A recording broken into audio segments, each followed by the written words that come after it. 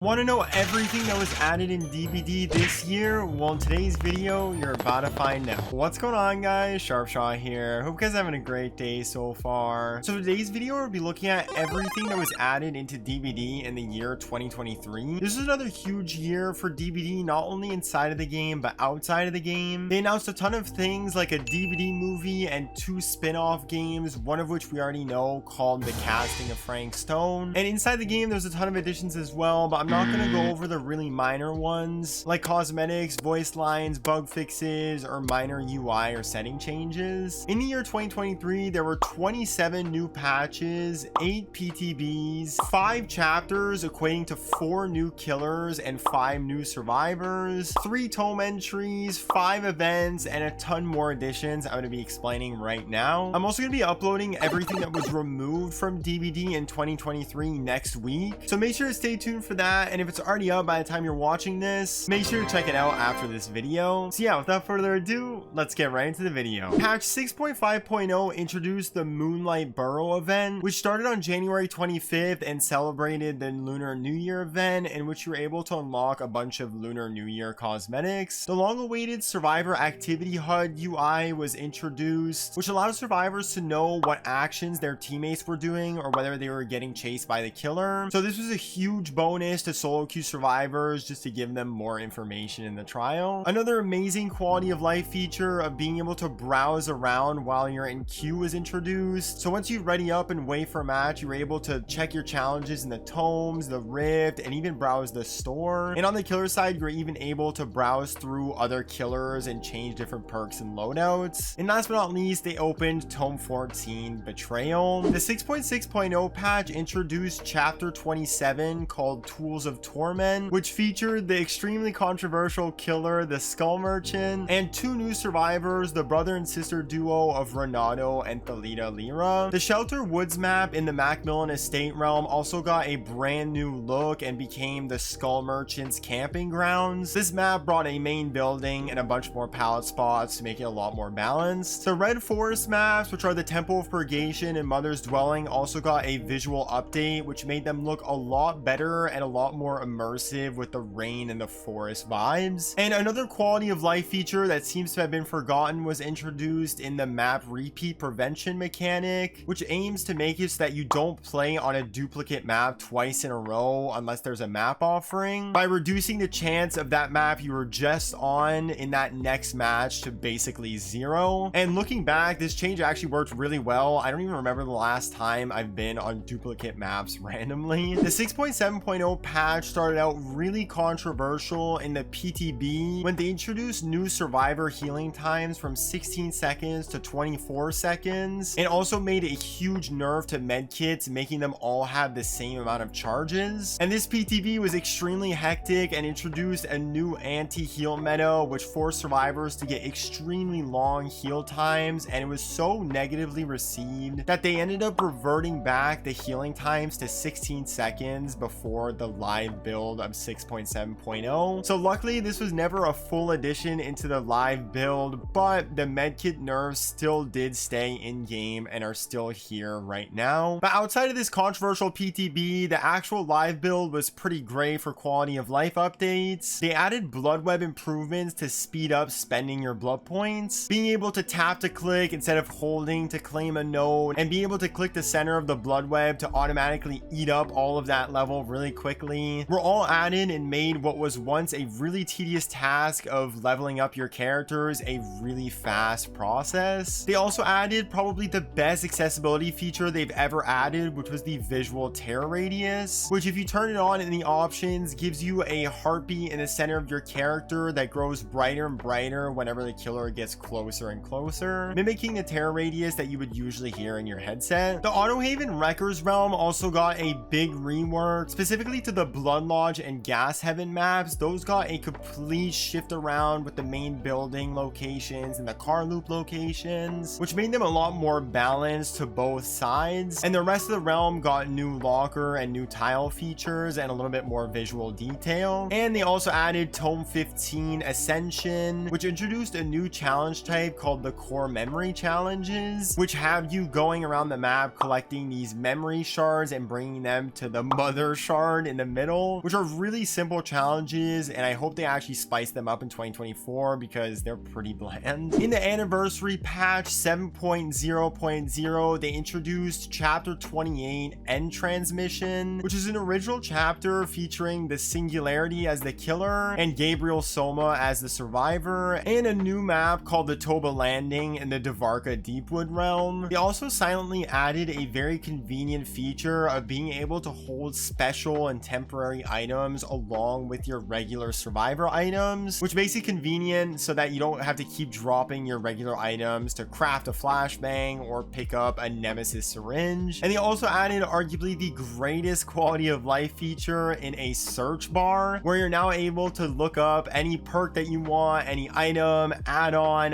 whatever you want. You're able to search it up super fast, which was a super long awaited feature that I'm so happy they added. In patch 7.0.1, they added the Twisted Masquerade event, which started on June 22nd and celebrated the 7th anniversary of DBD. It was the second version of the Twisted Masquerade they had in 2022, so you're able to unlock a bunch more of the survivor and killer Twisted Masquerade masks. And in this event tome, they also introduced a new type of challenge called the Remix Challenges, which is in my opinion the most fun tome challenge they've ever introduced, and basically gives you a random perk loadout and you have to do challenges with random perks, which is just super fun. And I really hope in 2024 they end up expanding on these random perks feature because I think it's really awesome. Patch 7.1.0 was arguably the biggest patch in 2023, and it introduced a surprise paragraph, chapter 28.5, which was the survivor Nicolas Cage. And it also introduced one of the biggest in-game features of adding DC survivor bots, which makes it so that if a survivor DCs in a trial, they automatically get replaced by a survivor bot. And throughout the remainder of this year, I won't talk about it specifically, but they've consistently been improving and putting updates on these bots to allow them to use almost all the perks in the game and react better to killer powers. So the bots that you would have seen right when they were released, comparing them to now, they are way better, and sometimes they'll even be better than the player that DC'd. They also added a pretty controversial change of brand new character portraits. They redid the art for almost all the survivors and killers, and the community's kind of split on whether they like them or not. In my opinion, I did not like the change. I prefer the older ones way more than the newer ones. I think they look a little bit goofy, but comment down below whether you like the new character portraits or the old ones, because I'm team old. I think they're way better. Another forgotten addition is how they made a brand new version of the brand new parts add-on. Instead of adding a bunch of progression on the gen, it made it so that it removed the progression that you need to finish the gen. So it was kind of a nerf in the sense that it didn't add as much progress, but if the killer went up to go kick the gen or something, it does end up being a lot more consistent. And they also remade Hangman's Trick into a brand new Scorch Hook perk, and somehow they made a horrible perk even worse, because now Hangman's Trick only activates on Scorch Hooks, which gives you way less information. All of Coldwind Farms got an update, specifically the Fractured Cowshed and Rancid Abattoir maps, to make them a lot more balanced to both sides, which reworked where the main building and most of the loops are. And on the rest of the maps, they added more corn loops in the empty areas of the map and added more visual detail. They also added a huge Onryo rework, which looking back now was a pretty bad one. They completely reworked how her TV projection works and how the survivors interact with it. DB's goal was to buff her because she used to be really bad, but it didn't really do much, and some could argue that it was even a nerf. And it was so bad that in 2024, DB is going to be giving her another rework to make her a little bit better. Another forgotten quality of life feature they added was the improved player report feedback, which allowed you to get a status on your reports on whether they were successful. Thinking back to this, I understand why it's a completely forgotten feature, because I don't even think I got one report feedback that said that the person was successfully banned or not. They also added back an old summer event, which was the Scorching BBQ event, which hadn't been in the game for a few years, which was a great time. And they added really cool generators and summer decorations around the map, and you were able to get a few more cool cosmetics. And last but not least, they also added Tome 16 Existence. Patch 7.2.0 introduced chapter 28, which was Alien. This was a hugely hyped licensed chapter which featured the killer, the Xenomorph, and the survivor Ellen Ripley. simply, and also added the map Nostromo Wreckage, which is the second map of the Dvarka Deepwood realm. And for all of you PC players out there, they also added a bunch of new graphic update options. Patch 7.3.0 was another big update for game balancing. They added a brand new anti-face camp mechanic, which basically eliminated face camping. So if a killer does end up camping right in front of you, you're going to be able to unhook yourself even if you're in the second hook state. And they also added a brand new furtive chase description, and it's still as bad if not worse than what it was before. And they also added a ridiculous speed buff to background player, which basically turns you into the Flash and you zoom whenever this activates, which is hilarious. They also introduced a new version of the Shattered Square match, which is a lot more balanced to both sides. But there was a huge problem when they did introduce this, is that there were a ton of pallets and made it absolutely brutal for killers to play on. So fast forwarding a little bit further, in 7.3.2 they ended up removing a bunch of the pallet locations, and we have the map that we have now. They also introduced a very interesting feature with the Macmillan Estate maps and adding brand new map versions. So all of the Macmillan Estate maps you'll play on right now are completely flip-flopped around. The main building, shack, loop locations are all in different locations. DBD's goal with this was to keep all of the maps fresh and new for all the players, newbies and veterans alike. So this was a pretty interesting feature, but some of the new Macmillan maps I'm not a huge fan of. Ironworks of Misery, I'm looking at you. They also added a long-awaited trapper buff, which makes that whenever you place a trap down, you gain 5% haste for a little bit of time. So he still is a pretty bad killer, but you know what? At least he's a teeny bit faster.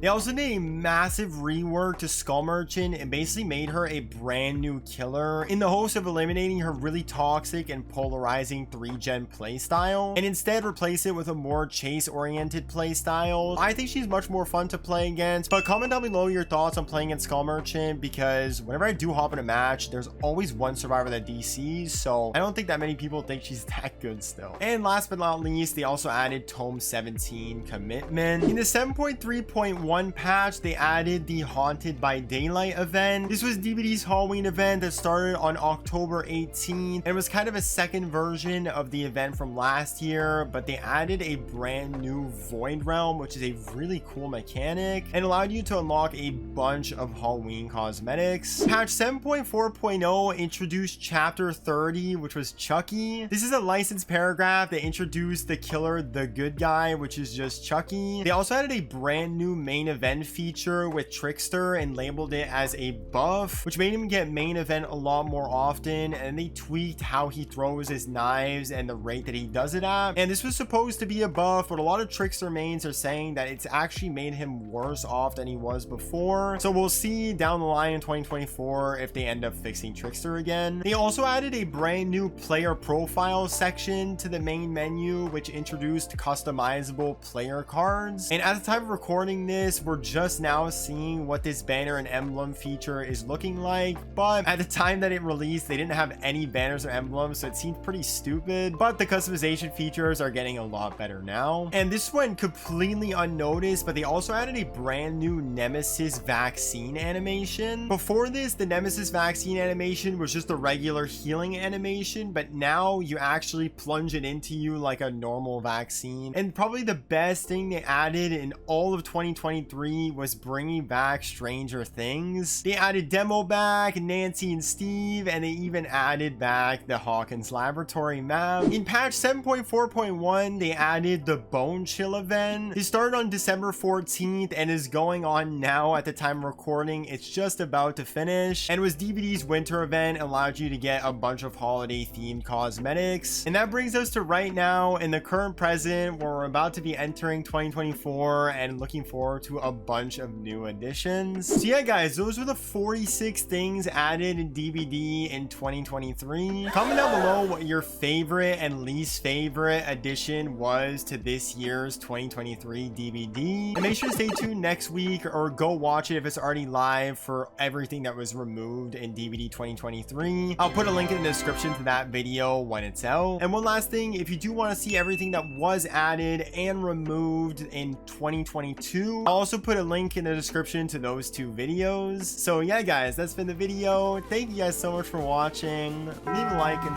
subscribe if you're new. This has been Sharpshaw, and I'll see you guys in the next video.